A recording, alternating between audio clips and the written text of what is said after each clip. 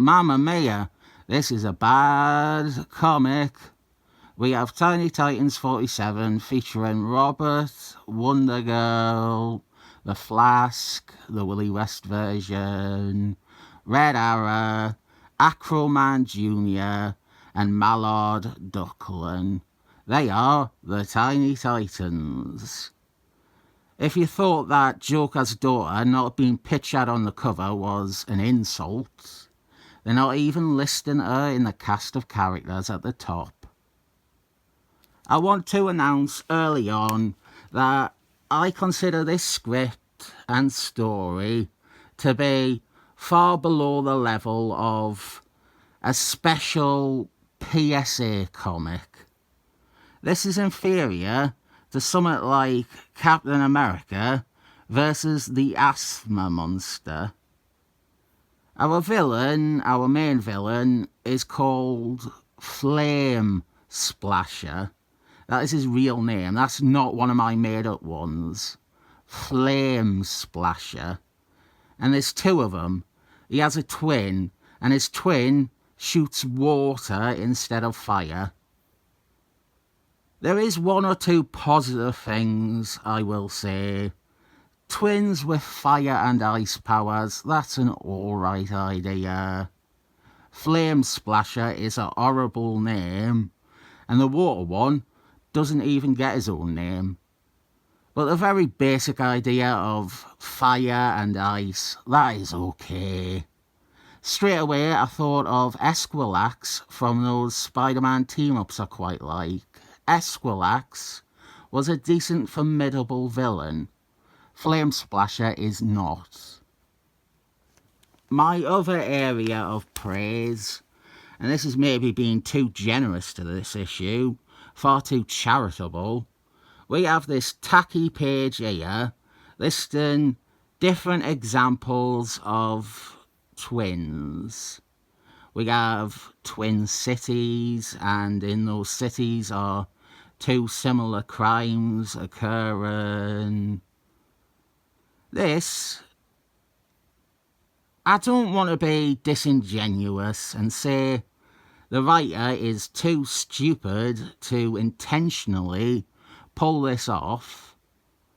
A theme this is setting up, the idea of twins or two things or parallel things, it works well as symbolic of next issue's villain, who we see at the end of this one, and it also works as representative of Joker's daughter's almost split personalities. Based on the rest of the comic, I do not believe the writer has the ability to think of something that subtle. I think a whoopst is way into something that could be perceived as clever writing. The rest of the issue should justify that slander. Here we have half the team, Robert, Flask, Donatello, and Joker's daughter, fighting Flame Splasher. And Flame Splasher, I was not expecting this. I clocked him straight away as a character that I would have guessed did not have another appearance. He does though. One other appearance, and it's one that I want to try and get. He appears in an issue of Superman Family 191, the issue which has a Mallard Duckling story by the same writer as this run. That is it though. That is the sum total of Flame Splasher's appearances. He cannot even muster a background appearance in big groups of disposable villains. He is that rubbish. And when you have a dud as big as Flame Splasher, the last thing he needs is two super henchmen with unique powers. We have Dark Light. You know her powers just from her name. And we have Seismatic, who can grow big. Both Darklight and Seismatic have no more appearances. I am a good judge of villains with potential, and they are not. Despite that, they beat the team here. They beat the Tiny Titans. Not too surprising. The team were clobbered by a street gang with no powers 2 issues ago. Now we jump to the thing I was most excited about. The team are getting a new disco headquarters. They have named it Gabriel's Horn. And before I even got a giggle at the use of the word horn, we find out they have lined up a performer for its opening night, a musical act. This disco, it's 1977. Disco is big. Disco is popular. You want to know what disco act they have performing disco music at this disco club? It's Paul McCartney and Wings. Famous, most famous for their disco anthems, aren't they? Popular disco band, Paul McCartney and Wings. Again, it's the writer, exactly what I said last issue. You might have thought I was being unfair with my repeated accusations that he was out of touch.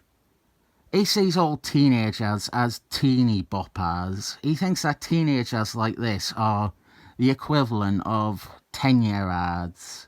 He doesn't see teenagers for what they are. By about the age of 14, they are rebelling. They want to establish their own identity. They don't want to conform and listen to Donny and Marie Osmond. And the way he thinks of teenagers as how he remembers them or how TV presents them to him is the same way he thinks disco is probably equal to the dance halls that the kids used to go to see the latest doo-wop groups. He thinks that's just the same. Last issue was mental, by the way. These are awful comics, terribly written and everything. But they are that perfect quality of so bad it's good, where just when you think this is too bad to keep reading, they bring something else in that makes you sit up and go, I don't believe this. There is a big thing on this spread of pages which I found hysterical, but I want to focus more on their Disco HQ. The idea is that it is also a disco, but with all these big machines and monitor banks and maybe a dance floor that can fit 10 people, I don't know how this could function as a disco. I suggested that when last issue teased a disco headquarters in the next issue blurb, I speculated that there would be at most one disco thing in their disco headquarters, and they don't even have that. And where are Paul and Linda meant to play? Anyway, the more important thing is that out of nowhere, in this issue, Joker's daughter has ESP powers. She can psychically sense crime happening. She hasn't been able to do this before, and I don't think I have seen her being able to do it since. She is a true blue creator's pet. Another example of that here. This time, the other half of the team, Acroman Jr., Red Arrow and Mallard Duckland, they gone off to fight the villains, but they take Joker's daughter with them, even though she was with the other half of the team at the start of the story. If you find it unfair that I am usually angrily yelling about Willow in Steve Engeltine comics, and then I am laughing about Joker's daughter being treated the same way in these, I think it's worth noting The context of both these comics. Willow was presented and accepted as brilliant and flawless, and people think that story matters and is important. People swallowed all the tripe that Steve Engeltine served them about how special and unique Willow was. Steve Engeltine is also a far more respected writer, and many people, including Marvel editorial for the last 30 years, consider that story the highlight of the entire first Avengers series. This run, on the other hand, is neither as ambitiously shit or esteemed. They were substandard comics then, and they are substandard comics now. I'm not saying this is any better than those Avengers stories, just that reading them is less frustrating because they are at least treated the way they roughly deserve to be treated. No one is going to bat saying the Joker's Daughter run on Tiny Titans was the watershed moment of 70s DC. This time, the team face the twin that shoots water instead of fire, and Darklight and Seismatic have twins with opposite powers too. They don't get names either. Why have one shit villain that never appears again when you could have 6 of the fuckers? The Tiny Titans are again defeated by a bunch of nothing burgers.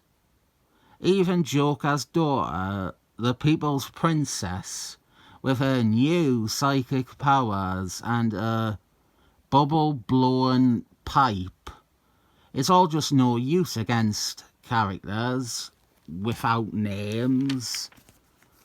We have a lot of stuff afterwards at the disco that you can see here resembles a disco in no way whatsoever. We have the book's trademark approach to Joker's daughter. Rather than write an arc for her, maybe something about earning redemption, instead, we have all the characters talk about how they can definitely trust her because she says that she is a hero now.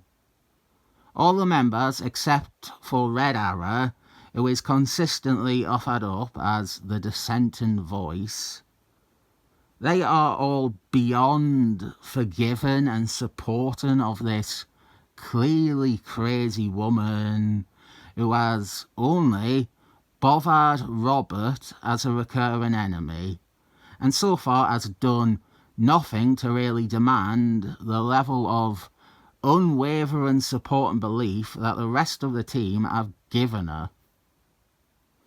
We have an unremoved Mark Duela's insert. If you don't know about these, if you don't know about the Mark Duela's inserts, they always amused me. It is such an odd thing to put in a comic book. The Venn diagram of people reading comics in the 70s who could also drop $200 on a bracelet would be very select. I think the idea was that a kid could rip this out and give it to the mum or whatever. But yeah, it's like a weird bit of culture clash that comics had in the 70s. Here we have more strawman arguments about Joker's daughter from Red Arrow, just so that the rest of the team can say that Red Arrow is wrong and that he is being unfair. Then Robert and Joker's daughter, they go off on their own, leaving the remainder of the team to fight the twin team again. And notably, without Joker's daughter, the action does lose something. You see, here's the thing. Red Arrow, he gets 2 panels. Donatello gets 2. The Flask gets 2. And then Mallard Duckling gets 2. That's fair. That is equal. And then Mallard Duckling gets a whole page where he gets to give people the horn. The bad guys are defeated. And off panel, we missed what might have been the most exciting part of the issue, which is the Batman villain, Toothpaste, kidnapped Robert and Joker's daughter. And we are left with the bombshell reveal that Joker's daughter isn't Joker's daughter and is actually Toothpaste's daughter. The next issue, issue 48, I have definitely read. But I also am about 80% sure I had read this one too. These 2 issues and their lameness, and them sticking in my memory for how shit Joker's daughter was, is what made me want to get and review this run. I knew it was bad. Part of me hoped that rereading them, with more awareness of the team and their history, that I might find unexpected good things in there. But no, they are just bad. This is such a crap one. It is rubbish at everything it tries to do. I think the biggest surprise is that this run didn't poison the well too much for the Mark Wolfenstein and Jorge Perez run a few years later. People should have been seeing that and going, Tiny Titans, is that thing with Joker's daughter and a disco headquarters and Paul McCartney and wings? No thanks, I'll stick to me Savage She-Hulks. This comic sucks. But I wonder what Linkara would think of it. This comic sucks. Brilliant. Another useful, inventive character roaming the corridors here at Son of Capwolf HQ, which is also a disco. 7 thumbs up.